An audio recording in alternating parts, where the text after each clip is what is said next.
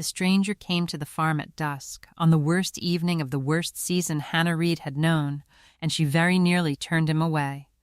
It had been raining since noon, a thin, cold rain that soaked through wool and settled into the bones, and Hannah had spent the last of the daylight wrestling a lame ewe out of the ditch by the low meadow, so that when she finally trudged back into the yard,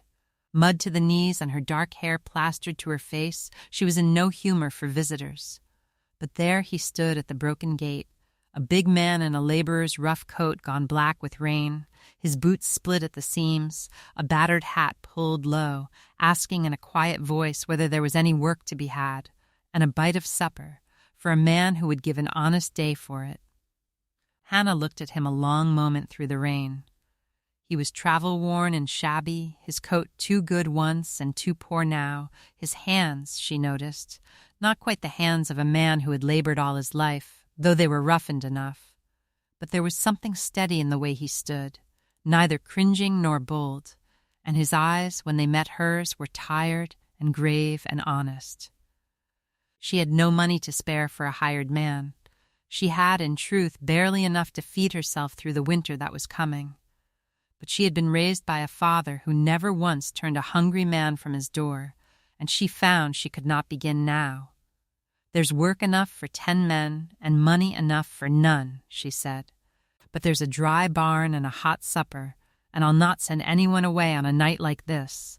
Come in out of the wet." To understand what that small kindness meant and what it would come to cost and to win her, you must first understand Hannah Reed and the farm she was fighting so hard to keep. She was 24 years old, the only child of a good and gentle yeoman farmer who had held the land at Millbrook for the better part of his life, and she had been raised in the way of people who work the earth with their own hands and answer to no one but their conscience and the weather.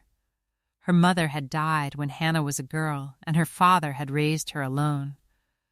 And the two of them had been as close as father and daughter can be, working side by side through lambing and harvest and the long gray winters, until a fever had taken him too, the spring before last, and left Hannah alone with a farm too big for one pair of hands and a debt she had not known he carried. Since then she had fought for Millbrook with everything she had. She rose before the sun and worked until she could not see. She learned to do the work of men twice her size. She went without, quietly and without complaint, so that the animals might be fed and the rent might be found. She was not a beauty in the way the fine world counted beauty, though she had a clear, honest face and steady gray eyes and a way of holding her head that made men look twice. But she had something the fine world had no name for and could not buy, which was a bone-deep goodness, a warmth and a fairness and an unbending honesty that touched everyone who came near her. She treated the ragged and the rich exactly alike, because her father had taught her that a man's worth had nothing to do with his coat, and everything to do with his heart, and she had never once, in all her life, learned to look down on anyone. It was the truest thing about her. It was also, though she could not have known it that rainy dusk, the very thing that was about to change her life forever.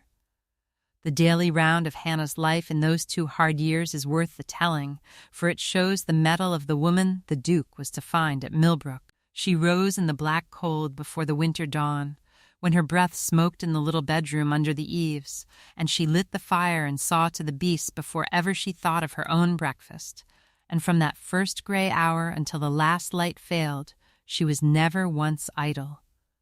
There was the milking and the mucking out, the feeding and the foddering, the ewes and the old plow horse and the few thin hens. There was the mending of walls and gates and harness, the digging and the hauling, the 1,000 small endless labors of a farm that had once kept 3 men and now kept only her. She did the work of those 3 men, and she did it without complaint, and if her hands grew hard and her back grew strong and her face grew a little thin, still she kept about her a kind of steady cheerfulness that cost her more than anyone knew. For she was often afraid, alone in the dark, with the wind in the chimney and the debt hanging over her like a raised hand, and she was often lonely, with no living soul to share the burden or speak a kind word at the end of a killing day, and she missed her father with an ache that never wholly left her, missed his voice in the byre of a morning, and his slow wisdom and his hand on her shoulder. But she had promised him, at the last, that she would keep Millbrook if she could, and Hannah Reed was not a woman who broke a promise. So she went on, day after day, holding the little farm together by main strength and sheer stubborn love, and asking nothing of anyone, and never dreaming that her long, lonely faithfulness was about to be seen and rewarded by the last quarter she could have imagined. The man who stood dripping in her kitchen that night was not a laborer at all. He was Nathaniel,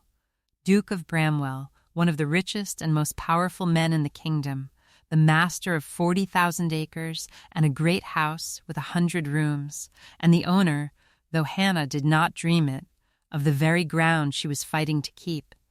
For Millbrook lay within the vast estate he had lately inherited from an uncle he had scarcely known. He had come into his title only that year, and with it a mountain of duties and a whole county of tenants he had never met. And he had come, too, into something he had not expected, which was a deep and weary disgust with the world of rank he had been born to.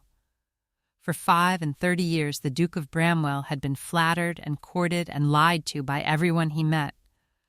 Mothers had thrust their daughters at him, men had fawned and schemed for his favor, and never once in all his life had he been able to trust that a smile was honest or a kind word unbought. For who would ever be anything but pleasant to a duke? When a duke could make or ruin a person with a word. He had grown lonely in the way that only the very great can be lonely, walled off from every honest human thing by the very rank that was supposed to be his glory. And so, when the business of the estate required that someone go among the struggling tenant farms and learn the true state of things, the Duke had made a strange decision. He would not go as the Duke, to be lied to and flattered as always.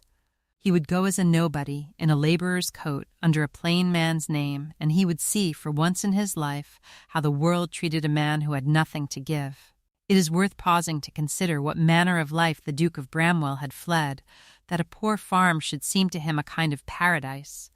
He had been born to everything a man could want and had found, by 35, that he wanted almost none of it.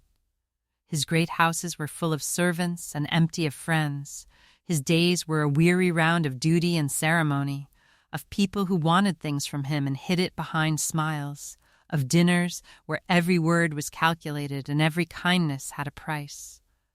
He had been hunted by matchmaking mothers since he was 21,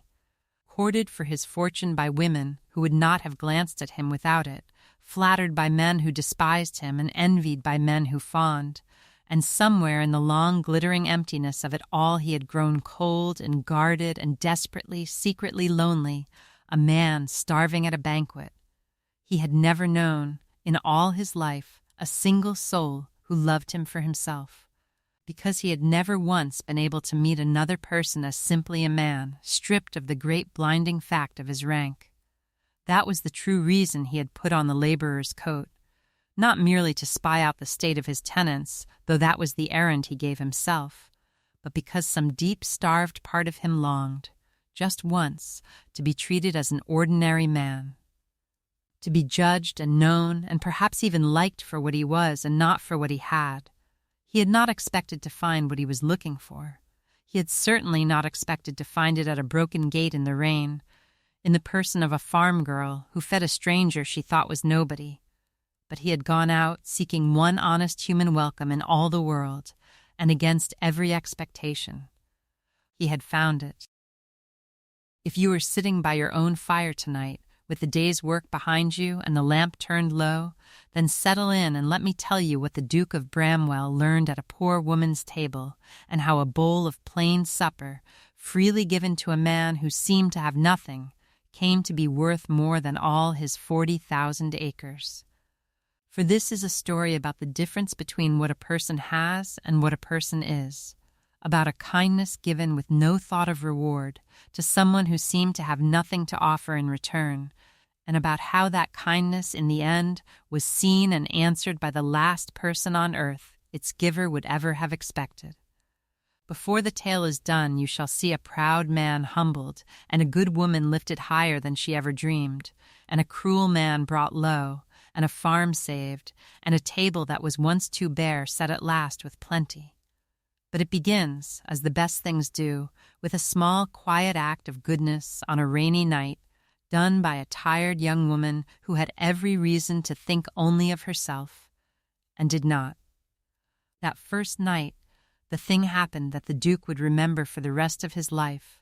though it was so small that Hannah herself thought nothing of it at all. She sat him down at her own table. He had expected, from long habit and the hard experience of the road, to be handed a heel of bread at the door, or sent to eat alone in the cold barn as hired men and beggars usually were. That was how the world treated a ragged stranger, and he had learned to expect nothing else. Instead, this tired young woman, who had so little and owed him nothing, pulled out the chair across from her own, ladled out a bowl of the thick barley broth that was simmering on the hearth, cut him a thick slice of bread from a loaf she plainly could not spare, and set it before him as though he were an honored guest rather than a nameless laborer she had known for the length of a rainstorm. "Sit and eat," she said simply, taking her own place across from him. "No man works well on an empty belly, and you look as though you've walked a long road." And then she did the thing that undid him entirely. She talked to him. Not down at him, not through him, but to him, as one person to another, asking where he had come from, and whether the roads were bad, and what work he knew. Listening to his careful half-answers with a warm and genuine interest, sharing her own small news of the farm, treating him, in short, as a fellow human being of exactly equal worth to herself. The Duke of Bramwell, who had dined at the tables of kings and been toasted by half the great houses in England, sat in that humble farm kitchen eating barley broth from a chipped bowl, and felt something crack open in his chest that had been sealed shut for years. No one had spoken to him like that since he was a boy. No one had looked at him and simply seen a man. He had come to Millbrook to study a struggling tenant. He had not come expecting to be, for the first time in his adult life, treated as though he mattered for himself alone, and it moved him more than he could say. That first supper was not the last. As the days went by and the stranger stayed on, it became the settled way of the house that when the work was done and the dark came down, the two of them would sit together at Hannah's scrubbed table and share whatever plain food there was and talk. And those quiet evening talks became, without either of them quite noticing it, the thing they both waited for through the long laboring day. Hannah, who had been so long alone, found it was a strange, sweet comfort to have someone across the table again. Someone to tell the small news of the farm to, someone who listened, and the stranger, for his part, discovered in himself a hunger he had never known he had, a hunger not for food, but for exactly this, for honest talk with an honest woman who wanted nothing from him but his company. He was careful, of course. He gave little away about himself, turning her gentle questions with half-truths and quiet reticence, and she, sensing there was sorrow behind his silence, did not press him. But of everything else they talked, of the land and the seasons and the ways of beasts, of books, for she was better read than he had expected and quicker than half the fine folk of his acquaintance, of what made a life good and what a person owed to others, of small things and great. And the Duke of Bramwell, who had spent his whole life among people who spoke to his rank, learned for the first time what it was to be spoken to as a man, and he found, to his slow astonishment, that a chipped bowl of barley broth eaten across a scrubbed deal table from a farm girl in a patched gown was the pleasantest meal he had ever eaten in his life, and her plain company the finest he had ever kept. He stayed. He had meant to stay a day or two, no more, and then move on to the next farm and the next, gathering what he needed to know. Instead, he found reasons to remain at Millbrook, telling himself it was because the place was in the worst case of any on the estate and merited closer study. And knowing in his heart that the true reason had gray eyes and a quiet, steady voice and a way of laughing, tired as she was, that made the gray mornings brighter. He worked, and he worked hard, harder than he had ever worked in his life, and he found, to his surprise, that he loved it. He mended the broken gate and the sagging barn roof. He dug and hauled and mucked out the byre. He learned from Hannah how to handle the beasts and read the weather and coax a stubborn ewe, and took her patient instruction without a flicker of the pride that would once have made such a thing unthinkable. His hands blistered and then hardened, his back ached and then strengthened, and in the long days of honest labor beside her, the Duke of Bramwell discovered a peace he had never known behind his 100 doors, and a happiness he had never bought with all his gold. And a woman he came, slowly and then all at once, to love with the whole of his lonely heart. He watched her tend a sick lamb through the night with a tenderness that shamed the cold physicians of his acquaintance. He watched her share her scant dinner with a hungry traveling family and send them off with what little she could spare. He watched her hold her head up under burdens that would have broken a stronger back, and never once heard her whine or grovel or beg. And he thought, more than once, that he had met duchesses and princesses and the celebrated beauties of 3 kingdoms, and not one of them was worth the mud on this farm girl's boots. It must be said that the Duke of Bramwell made a poor laborer at the first. He had never in his life done a hard day's physical work. His hands were soft under their few days' roughening,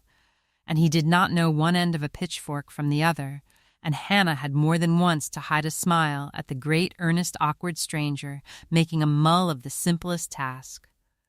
But if he was unskilled, he was not lazy, and he was not proud, and that, to Hannah, counted for everything. He watched, and he listened, and he learned, and he was not too grand to be taught his business by a woman half his size, and slowly his soft hands hardened and his awkwardness fell away, and he began to be, if not a master of the work, at least an honest and a willing hand at it. And there was a thing Hannah noticed and turned over in her mind the beasts took to him. The wary old plough horse that shied from strangers would lip gently at his coat. The farm dog, a sharp, suspicious old collie who trusted almost no one, followed the stranger about and lay at his feet of an evening. Even the cross-grained barn cat would sit purring on his knee. Hannah's father had always said you could tell the truth of a man by how the animals judged him. For beasts saw past the coat to the heart, and watching her old dog rest its gray muzzle so trustingly on the stranger's boot, Hannah thought that whoever this quiet, grave Nathan really was, and however he had come to hide himself in a laborer's coat, there was no cruelty and no falseness in the deep grain of him. In that, at least, her father's rule and her own heart agreed, and in that, though she could not know it, they were entirely right. If the great world had never learned to value Hannah Reed, the small world about her knew her worth to the last farthing. In the village below Millbrook, and among the poor scattered farms of that corner of the estate, there was no one better loved than the Reed girl who worked her land alone. And the reason was simple, which was that in all her own hard trouble she had never once forgotten the troubles of others. When a neighbor fell sick, it was Hannah who sat up through the night. When a poor family's cow died, it was Hannah who somehow found a way to help. Though she had little enough herself, she carried broth to the old and the ailing, minded the children of women brought to bed, gave of her time and her strength and her scant substance to any who needed them, freely and without fuss, and without ever once making the receiver feel small. She had learned it from her father, who had lived the same way, and it had made her, poor as she was, a kind of quiet treasure to that whole community, the person everyone turned to and no one could do without. The Duke, ranging the estate in his laborer's coat, heard her name a dozen times in cottages where they did not know he listened, always spoken with a warmth and a gratitude that no money could have bought. And he marked the difference, sharp as a slap, between the love these poor people bore this penniless girl and the cold-bought civility that was all his own great rank had ever earned him. It taught him something he never forgot, that there is a kind of nobility that has nothing to do with blood or acres, and that the humblest cottage may hold a finer lady than any that ever wore a coronet. There was a market day in the village while the stranger was at Millbrook, and he went down with Hannah to help her carry her few goods, and it was there, among her own people, that he saw her shine as he had not seen her before. For if she was quiet and guarded up at the lonely farm, here among the folk who loved her Hannah Reed came alive. He watched her drive a shrewd fair bargain over her eggs and her butter, giving no quarter and taking none. Respected by every trader in the row, he watched her stop a dozen times to ask after a sick child or an old man's rheumatism. Remembering every name and every trouble, he watched the way faces lit when she came near, the way the market women drew her into their talk, the way even the children ran to her. She belonged here, among these plain good people, in a way the Duke had never belonged anywhere. She was woven into the living fabric of this place, needed and trusted and dear, and he saw that she possessed, in her poverty, a wealth he had never owned in all his greatness,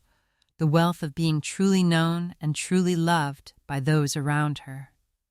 And walking home beside her in the afternoon light, carrying her empty baskets, listening to her easy talk, the Duke of Bramwell felt a longing so sharp it was almost pain,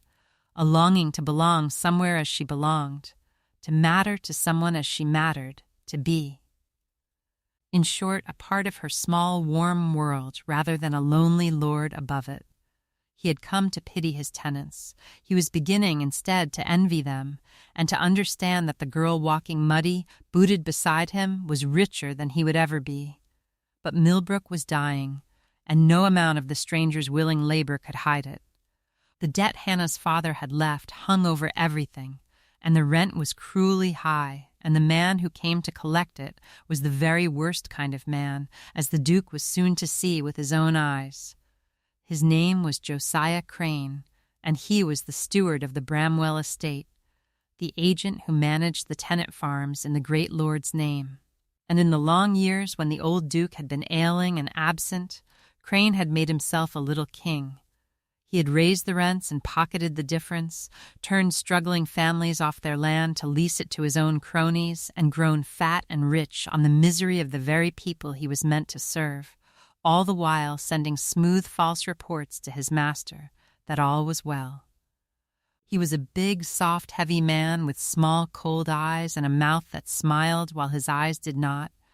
and he wore good broadcloth, bought with stolen rents, and he despised the poor with the particular contempt of a man who had climbed just high enough to look down. When his gig rattled into the yard at Millbrook one gray morning, the Duke, forking hay in the barn in his laborer's coat, drew back into the shadows and watched, and what he saw made the blood rise slow and hot behind his quiet face. The more the Duke saw of his own estate through the laborer's eyes, the sicker at heart he grew, for the corruption of Josiah Crane had eaten into every corner of it. In cottage after cottage he found the same weary story, rents screwed up past all reason and the surplus vanished into the steward's pocket, good families turned off land they had held for generations to make room for Crane's cronies at a price, repairs promised in the Duke's name and never made, small cruelties and large ones, a whole slow strangling of the poor by a man who ruled them without pity or check, because their true master was far away and asked no questions. And the Duke understood, with a hot shame that would not leave him, that the fault was in great part his own, and his uncles before him, for they had been absentee lords who took their rents and never looked to see how they were got, and had left these helpless people at the mercy of a Crane. He heard his own name cursed in cottages where they did not know him, the great Duke of Bramwell held up as a distant, grasping tyrant who bled the poor and cared nothing, when in truth he had simply, criminally, never looked, and he resolved, walking the muddy lanes of his own neglected land, that whatever else came of this strange masquerade, he would set it right. He would learn every wrong that had been done in his name, and he would undo it, and he would never again be the kind of great man who takes his ease behind 100 doors while a servant grinds the faces of the poor in the mud outside. It was Hannah Reed's farm, and Hannah Reed's courage before the steward. That had opened his eyes, but what he saw through them changed him for good. Crane did not trouble to climb down from his gig. He sat there, filling it with his bulk, and called Hannah out into the yard like a servant, and told her, in a loud, carrying voice meant for the whole farm to hear, that her rent was 3/4 behind, and that the great Duke of Bramwell, his master, had no use for tenants who could not pay. He told her the rent would rise again at quarter day, higher than before, and that if she could not find the money, she and her beasts would be turned out onto the road, and the farm given to a man who could make proper use of it, a man Crane happened to have ready in waiting, who happened to be Crane's own wife's brother, though he did not mention that.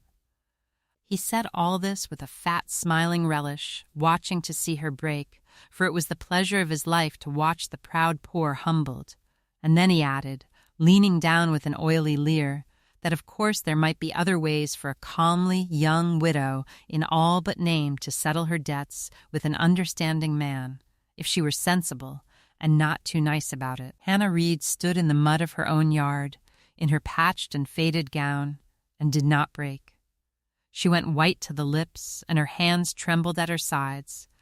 but she lifted her chin and looked the fat steward dead in his cold little eyes, and told him, in a voice that shook but did not falter, that she would find his rent,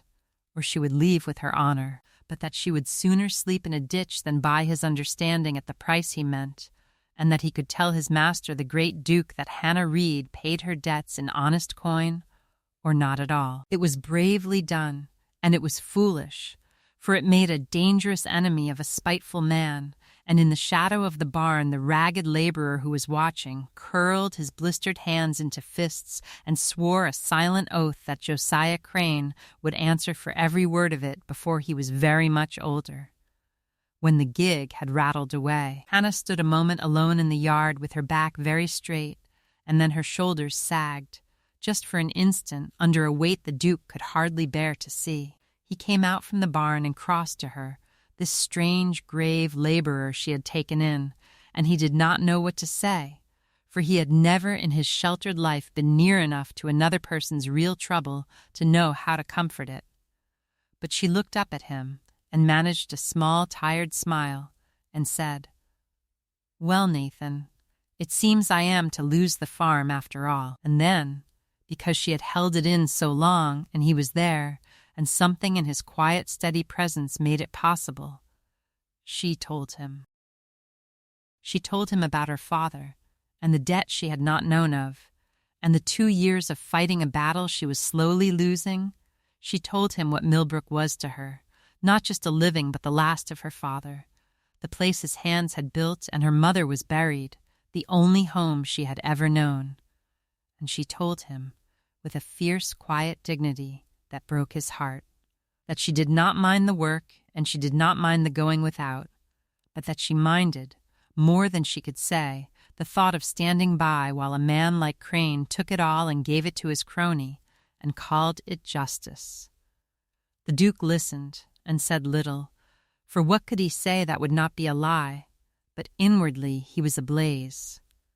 He had come among his tenants disguised to learn the truth, and here was the truth, laid bare in a farmyard, a good and honest woman being ground into the dirt by a corrupt servant acting in his own great name, and never dreaming that the ragged man who listened so gravely held her whole fate in his mud-stained hands. And yet, even as his love for her grew, so too did the weight of the lie he was living, until it lay on the Duke's conscience like a stone. For every honest word she gave him, he gave her back a false name. Every time she opened her heart to the quiet stranger at her table, he was deceiving her afresh, and the better he came to know her goodness, the more unbearable it became to be repaying that goodness with a falsehood. He told himself it was necessary, that he could not reveal himself without spoiling the very honesty he had come to find. He told himself he would set it right in his own good time. But he knew in the small hours that these were only excuses, and that the plain truth was he had come to dread the moment of revelation, because he feared what it would do. He feared she would be angry, and he could bear that, but far worse, he feared she would be hurt, that she would feel her trust had been made a fool of, that the sweet, easy friendship they had built across her scrubbed table would curdle in an instant into the old, wary distance between a great lord and a poor tenant, and that he would lose forever the one thing he had ever truly wanted, which was to be loved by someone who did not know or care that he was a duke. So he put it off, day by day, telling himself tomorrow, and tomorrow, while the lie sank its roots deeper, and he did not see, until it was nearly too late, that a deception meant kindly is a deception still, and that the longer he waited the crueler the reckoning would be, both for her and for himself. There was an old woman in the village who had been a friend of Hannah's mother, a sharp-eyed widow named Prudence Alcott, who kept bees and knew everyone's business and missed very little of what passed in that corner of the world, and it was she who first looked hard at the tall grave laborer up at Millbrook and began to wonder. She came up one afternoon on the pretext of bringing honey, and she watched the stranger work, and she watched the way he spoke to Hannah, and most of all she watched his hands and his bearing and the way, once or twice, he forgot himself and gave an order as though he had been giving orders all his life. And afterward, drawing Hannah aside, the old woman said bluntly that Jan Nathan was no common hired man, whatever he chose to call himself, and that Hannah would do well to have a care, for a man who hid what he was generally had a reason, and reasons like that were seldom good for the women who trusted them. Hannah, who had been trying not to notice the very things the old woman named, and trying still harder not to notice how her own heart had begun to lift whenever the stranger came near, only said that Nathan had done nothing but honest work and shown her nothing but kindness, and that she would judge a man by what he did, and not by the shape of his hands. But the words lodged in her, all the same, and that night, watching the quiet stranger across her table, she found herself wondering for the first time who he really was, and feeling, beneath the wondering, a small cold fear that whoever he was, he could not really be for the likes of her. Old Prudence Alcott did not let the matter drop. She had known Hannah since the girl was a babe in arms, had stood by her mother's deathbed and her father's, and she loved the girl in her sharp, undemonstrative way, as if she had been her own. And having once got the notion that the strange laborer at Millbrook was more than he seemed, she watched the pair of them with a beady and a knowing eye. She saw how the stranger's gaze followed Hannah about her work. She saw how the girl, who had held herself so guarded and so alone these 2 years, had begun to soften and to bloom in the quiet man's company. And the old woman was torn, for her long experience of the world whispered danger, and yet her own eyes told her that whatever else he was.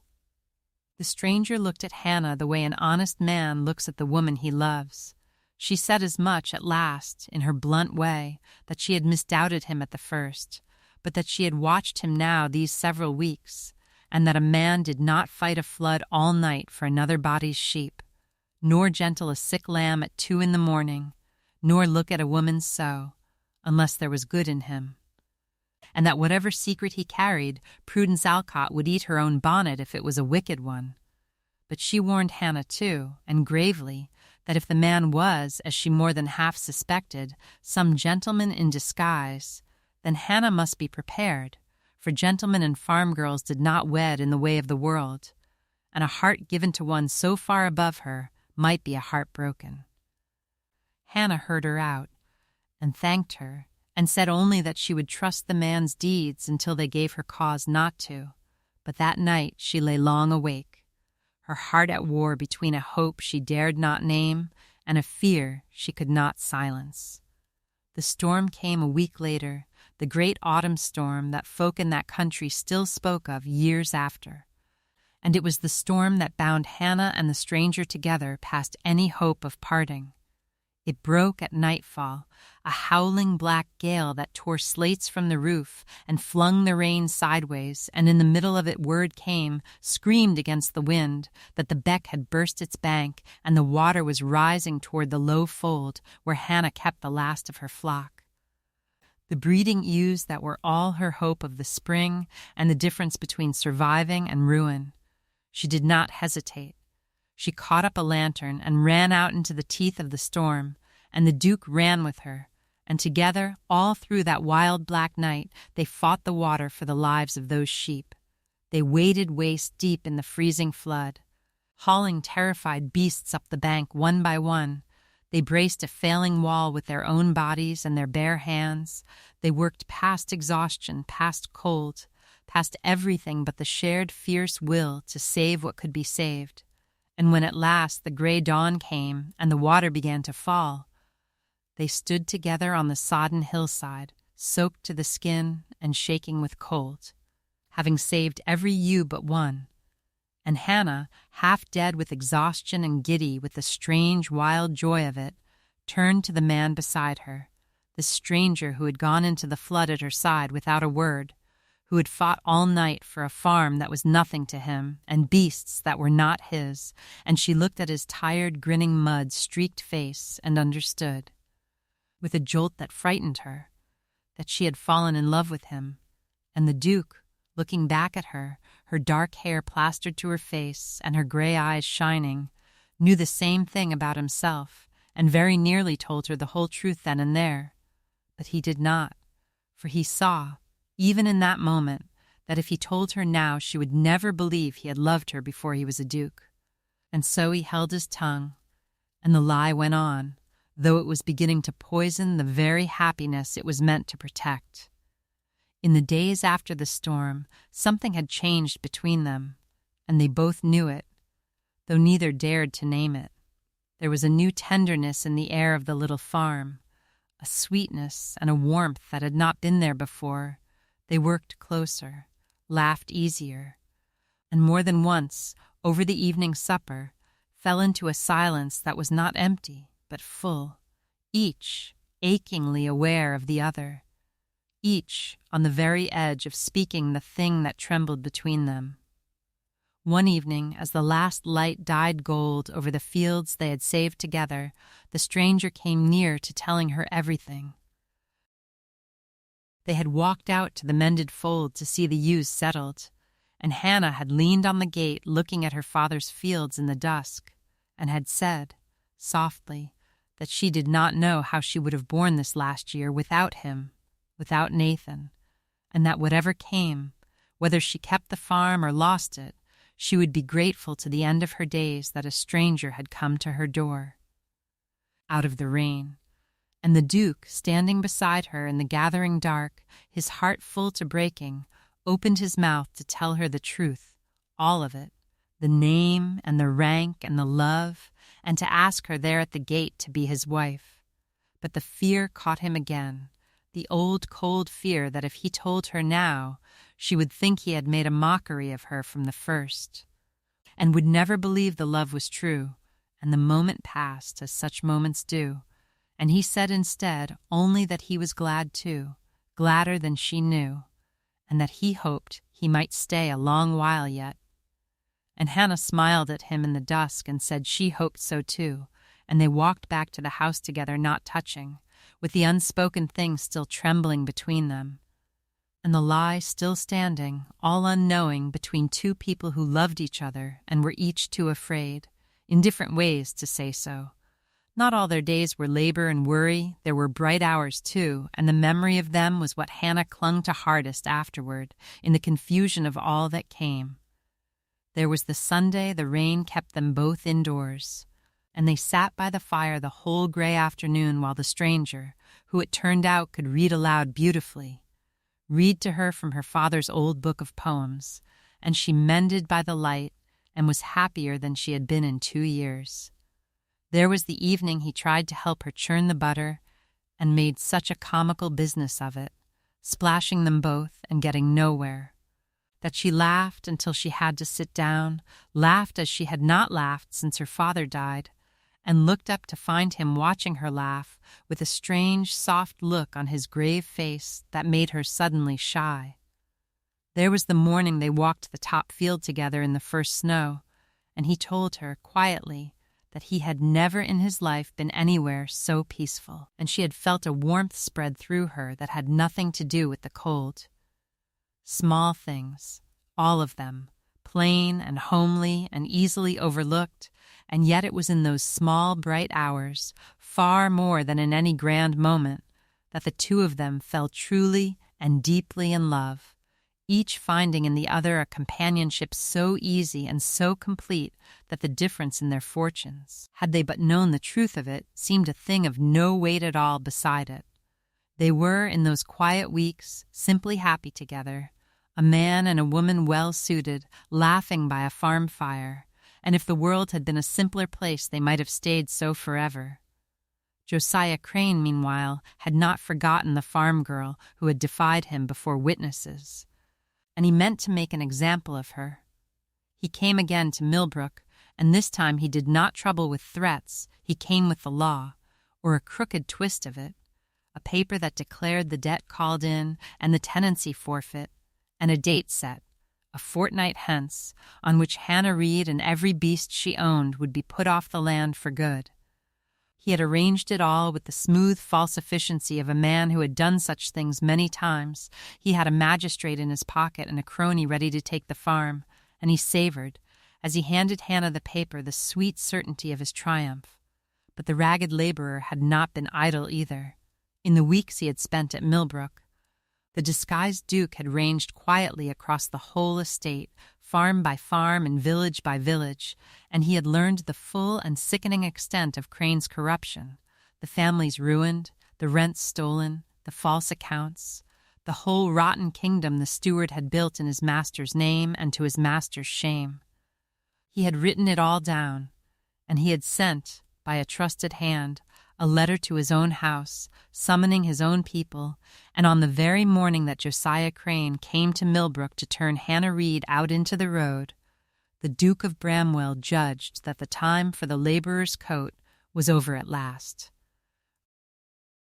It happened in the farmyard, before a gathering crowd, for Crane had made sure to bring witnesses to his triumph, and half the village had come to grieve for Hannah, and it was as public a reckoning as ever that county saw. Crane stood in the yard with his paper and his cronies, ordering Hannah to gather her things and go, and Hannah stood white and steady before her own door, refusing to weep before him, and the ragged laborer stepped out from the barn and walked into the middle of them all. He had washed the mud from his face, and he stood straight in a way he had not stood before, and when he spoke his quiet voice carried a note of absolute command that made every head turn. He told Josiah Crane to put up his paper, for the tenancy of Millbrook was not forfeit, and never would be. Crane rounded on him with a fat sneer, demanding to know what a beggarly hired man meant by it, and by what right a nobody dared to speak. And the stranger looked at him and answered, in a voice like cold iron, by the right of the man whose name you have stolen, and whose tenants you have robbed. I am Nathaniel, Duke of Bramwell. I am your master Crane, and I have been living in this good woman's barn for 2 months, and I have seen everything you have done. There was a silence in that farmyard you could have heard a leaf fall into. And then, from the road, came the sound of horses and carriage wheels, and the Duke's own steward and his own men rode into the yard behind him, grave and liveried and unmistakable, and bowed to the ragged laborer as to their lord, and Josiah Crane's fat face went the color of ash as the whole monstrous edifice of his lie collapsed around him in an instant, in the mud of the farmyard, before the eyes of all the people he had wronged. The astonishment in that farmyard when the ragged laborer named himself Duke of Bramwell is not to be described. The poor people who had gathered to grieve for Hannah stood frozen, gaping from the mud-stained stranger they had seen forking hay and mending walls these 2 months to the liveried men bowing before him, unable at first to make their minds accept the two as one. And then, as the truth sank in, a great murmur ran through them, and it swelled into something like a cheer, for they understood, slowly, what it meant.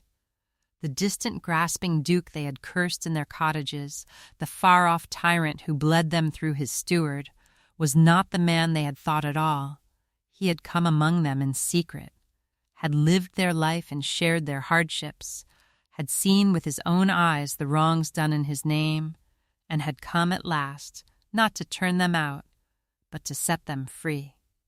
Men who had lost their farms to Crane's greed wept openly, women blessed him aloud,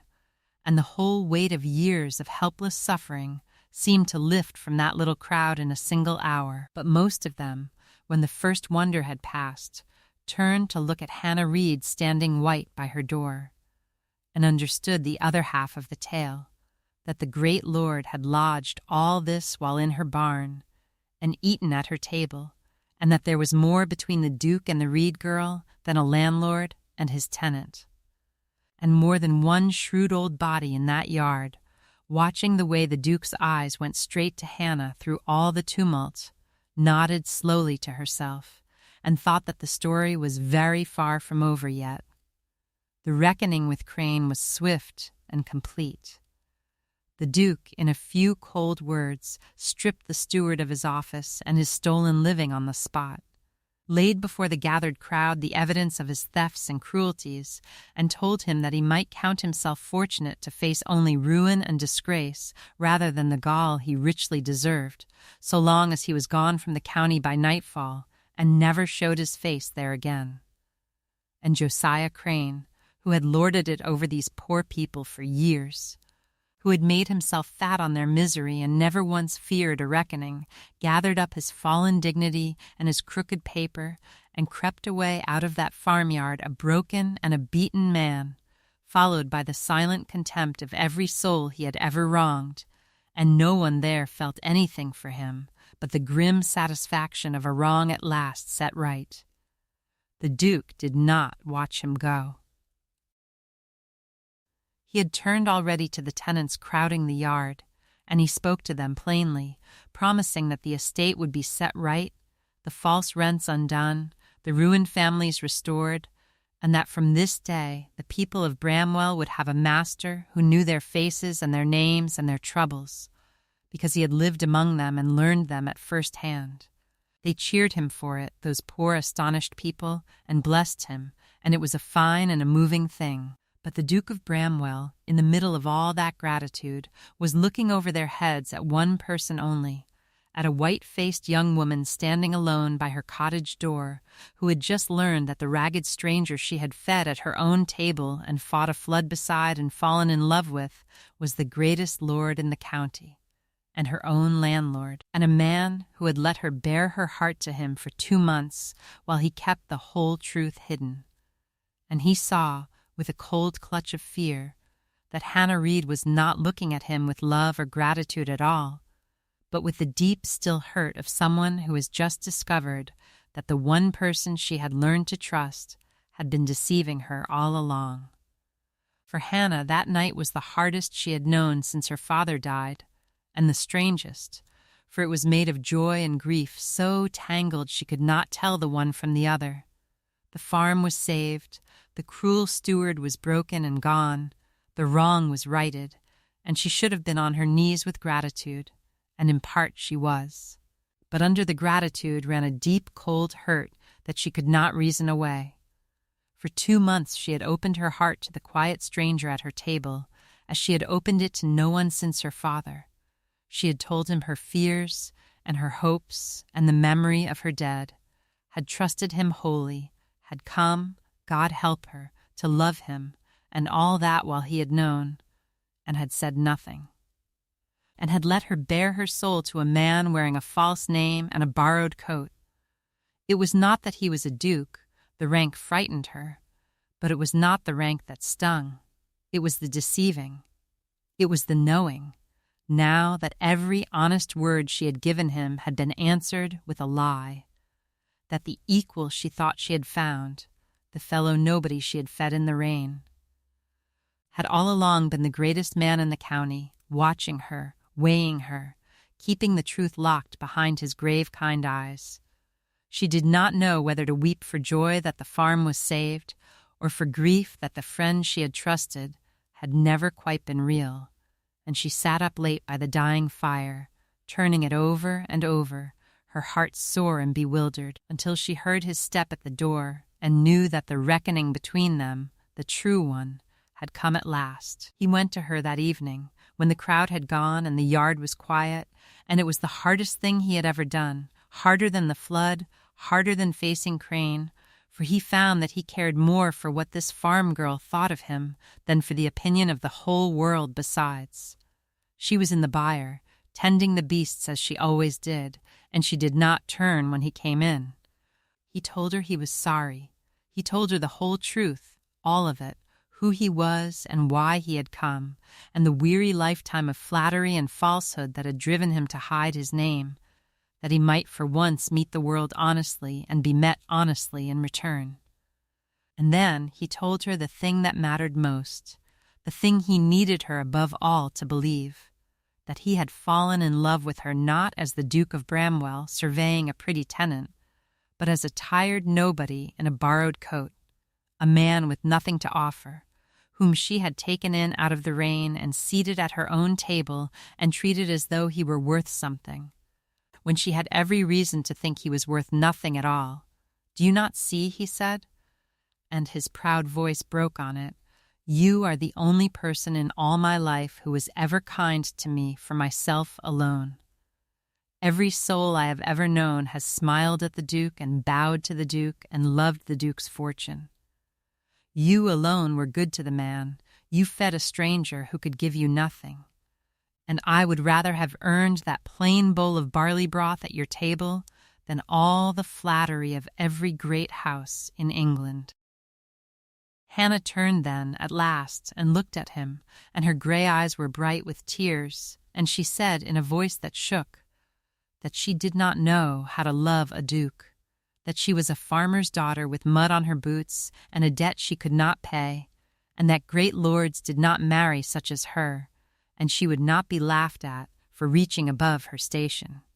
And the Duke of Bramwell crossed the byre and took her rough-worn hands in his, and told her that she reached above no one, that she was, in every way that God and honesty counted worth, the finest and the noblest woman he had ever known, and that if she would have him, not the Duke but the man, the nobody she had fed in the rain, he would count himself the most fortunate creature alive. The setting right of the Bramwell estate, in the weeks that followed, was a thing the county did not soon forget.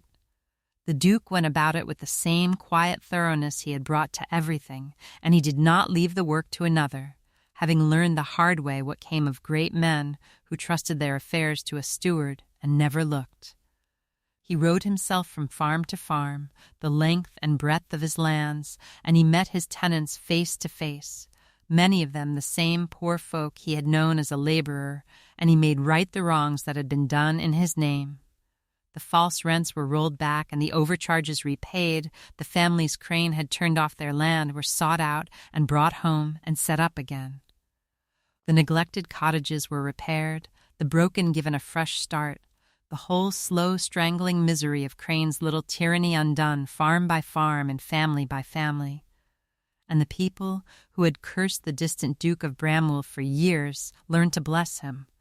for they found in him now a master such as they had never known, one who knew their names and their troubles because he had shared them, who had slept in their barns and eaten at their tables and forked their hay, and who governed them thereafter not as a far-off lord counting his rents, but as a man who had walked in their boots and would not forget it. It was Hannah Reed's farm, and Hannah Reed's courage that had begun it all, and the good she had done, all unknowing, in feeding one hungry stranger, spread out across a whole county in ways she could never have imagined, and lifted 1,000 lives beside her own. They were married before the winter was out, in the little village church where Hannah's mother and father lay in the yard, and there was not a dry eye nor an empty seat in the place, for the whole county had come to see the good farm girl who had fed a stranger and won a duke. And if you are wondering whether Hannah Reed was changed by her great good fortune, whether she grew proud or grand or forgot the mud she came from, then you did not listen closely enough to what manner of woman she was, for she was exactly the same as Duchess of Bramwell as she had been alone at Millbrook, only now she had the power to do the good her heart had always wanted to do. The false rents were undone across the whole estate, and the ruined families brought back to their farms, and the poor of Bramwell found, in their new young Duchess, a friend who knew their troubles from the inside and never once looked down on a living soul, because she never had and never could. Millbrook was kept just as it was, her father's farm, and often on a fine evening the Duke and Duchess of Bramwell would ride out to it together and walk the fields where they had labored side by side, and remember. And there was one thing the Duke did, in the great dining hall of Bramwell, under the painted ceiling and the crystal light, that he did every day of his life after, and that made the old servant smile. He would seat his Duchess not at the far end of the long table, in the cold state of rank, but in the chair at his own right hand, close beside him, where he could reach her, because he had learned from a poor woman on a rainy night that the truest measure of a person is whether they will make a place for you at their own table, and treat you as though you matter, when you seem to be nobody at all. So bank your fire now, and turn your lamp low, and think, before you sleep, on the stranger you might feed and the kindness you might do to someone who seems to have nothing to give. For you never know, in this strange and turning world, who it is that sits at your table in a borrowed coat, or how a small good deed done in the dark may come back to light your whole life. I should dearly love to know where in the world you are listening from tonight. Be kind to the nobody at your door. And come back, when the candles are next lit, for another fire and another story.